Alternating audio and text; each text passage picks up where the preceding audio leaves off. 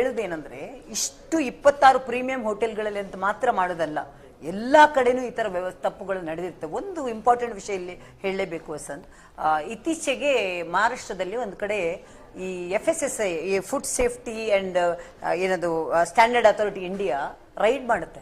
Ride ಮಾಡಿಬಿಟ್ಟು ಡಾಬರ್ ಹನಿ, ಡಾಬರ್ ಇದು ಎಲ್ಲವನ್ನೂ ಬ್ಯಾನ್ ಮಾಡುತ್ತೆ. ಆಮೇಲೆ ಅವ್ರು ಇತ್ತೀಚೆಗೆ ವರದಿ ನಾನು ಪೇಪರ್ಲಿ ಓದಿರೋದನ್ನ ನಾನು ನಿಮ್ಗೆ ಹೇಳ್ತೀನಿ, ವೀಕ್ಷಕರು ಇದನ್ನು ಗಮನಿಸ್ತಾರೆ ಅಂತ ಅನ್ಕೊಂಡಿದ್ದೀನಿ. ಆಗಸ್ಟ್ 7ನೇ ತಾರೀಕು 2026ಕ್ಕೆ ಹೈಕೋರ್ಟ್ ಡೆಲ್ಲಿಯಿಂದ ಇಂಟ್ರಿ ಆರ್ಡರ್ ಬರುತ್ತೆ.